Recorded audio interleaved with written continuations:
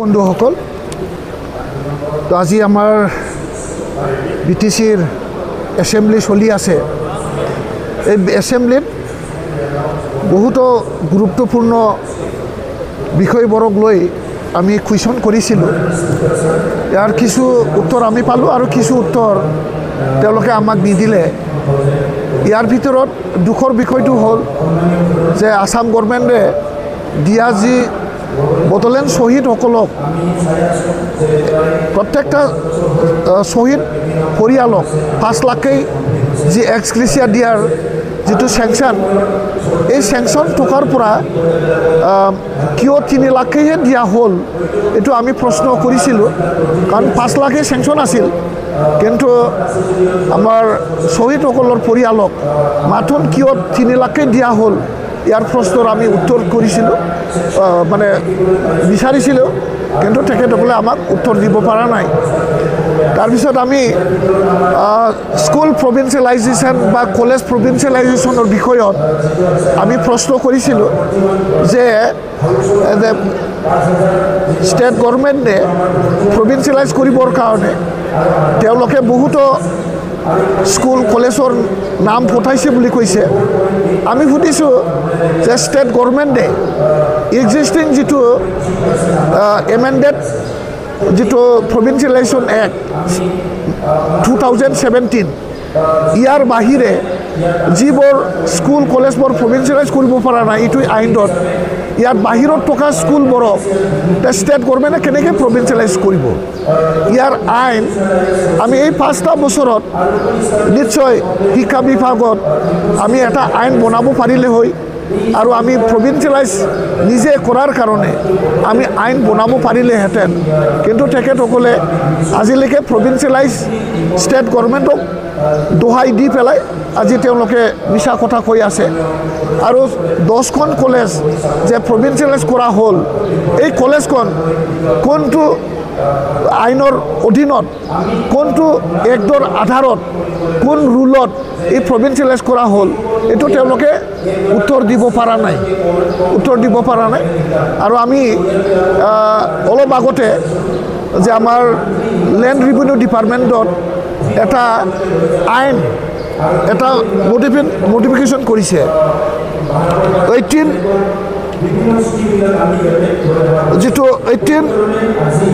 1886 যিটো আমাৰ ষ্টেটৰ existing land ল', এই লেণ্ড ল' মডিফাইড কৰিবৰ কাৰণে ইয়াত মানে ইনচাৰশ্যন কৰিবৰ কাৰণে আৰু বিভিন্ন দফা মডিফাইড কৰিবৰ কাৰণে আজি BTCত এটা বিল উত্থাপন হৈছে।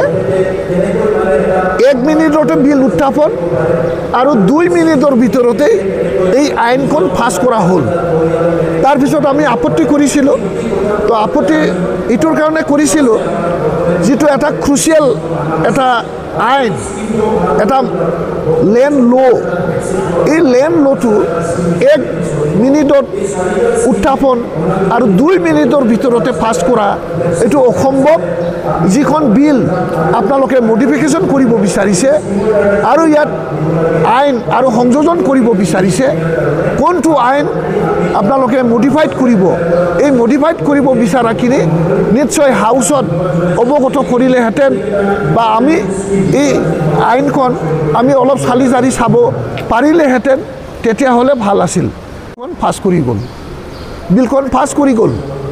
আৰু তেওঁলোকে কৈছে যে BTC একৰ্ডৰ যিটো আমাৰ পেৰেগ্ৰাফ মানে দফাৰ যিটো পেৰেগ্ৰাফ 3, তাতে মানে আমাৰ 3.3 and 3.B যিটো কলম, এই কলমত BTC কেন মেক লছ, মানে নিজাববীয়া BTCয়ে আইন বনাব পাৰে। এই আইন বনাব পাৰে এটা যিটো আমাৰ কিবা হয়, যিটো দফা আছিলে, এই ক্ষমতাটো লৈ পেলাই তেওঁলোকে আজি BTCতে এটা মাটিৰ আইন বনাব লাগিছিলে। আইন বনাই পেলাই হাউচত লেজিসলেটৰসকলে যিসকলে আইন বনায় তেওঁলোকে ভালকৈ ষ্টাডি কৰিব লাগিছিলে, কোনটো আইন ৰাখিব লাগে, কোনটো আইন বনাব লাগে, সেইটো নকৰাকৈ তেওঁলোকে মানে 1 মিনিটতেই বিল উত্থাপন আৰু 2 মিনিটতে বিল পাছ, ইয়াৰ আমি বিৰোধিতা কৰিছোঁ, একদম আমি বিৰোধিতা কৰিছোঁ।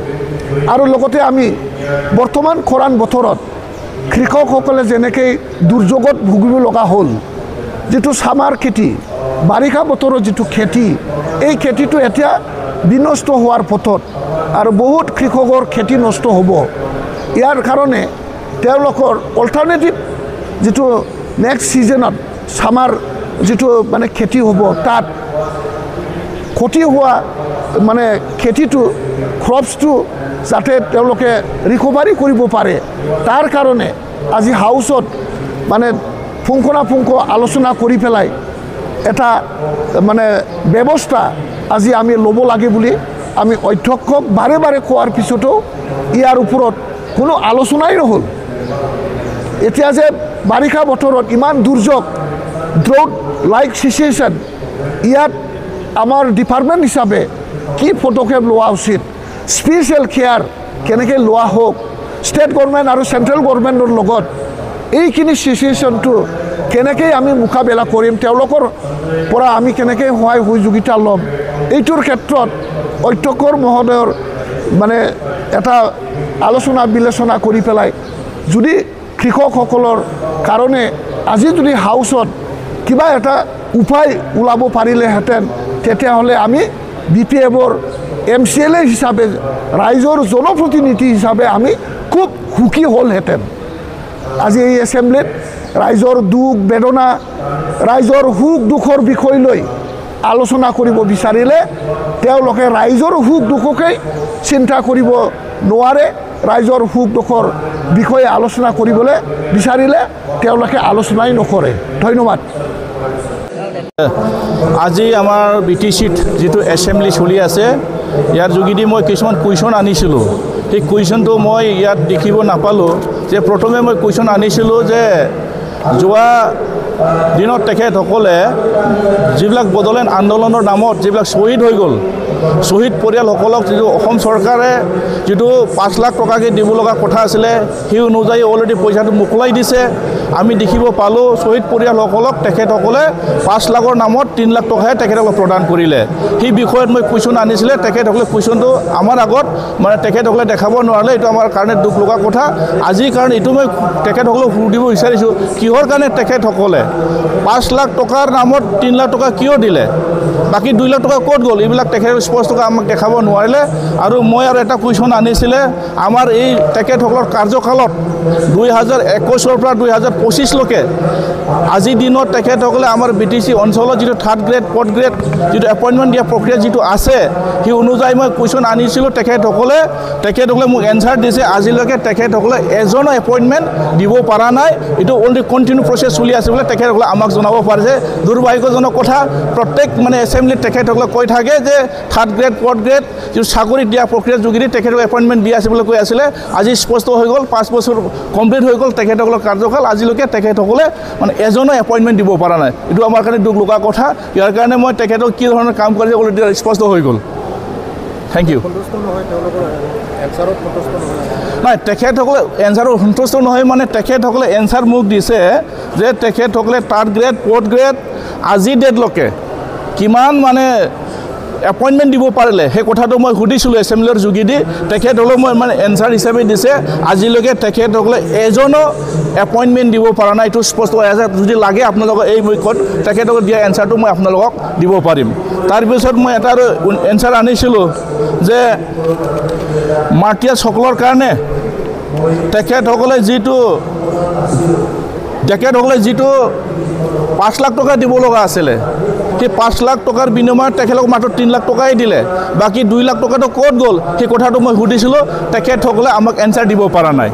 তাৰপিছত মই সুধিলোঁ, যিটো আমাৰ BTR চুক্তিৰ যোগেদি যিবিলাক 1500 কোটি টকা ভাৰত চৰকাৰ আৰু অসম চৰকাৰে যিটো দিব লগা পইচাখিনি আজি ডেটলৈকে কিমান টকা আহি গ'ল আৰু কিমান টকা খৰচা কৰিব পাৰিলে সেই কথাখিনি মই সুধিছিলোঁ তেখেতসকলে এনচাৰৰ মোক দিলে আজিলৈকে তেখেতসকলে মানে এডমিনিষ্ট্ৰেটিভ এপ্ৰুভেলহে কৰি আছে আজিলৈকে ফাইনেল তেখেত 1 টকাও পইচা লৈ আনিব পৰা নাই ইয়াৰ কাৰণে কি বুজাব লগা আছে ইয়াৰ কাৰণে মই গম পালোঁ যে তেখেতসকলে ব্যৰ্থতা তেখেতলোক ভালকৈ মানে চলাব পৰা নাই সেইখিনি মই ক'লোঁ ধন্যবাদ থেংক ইউ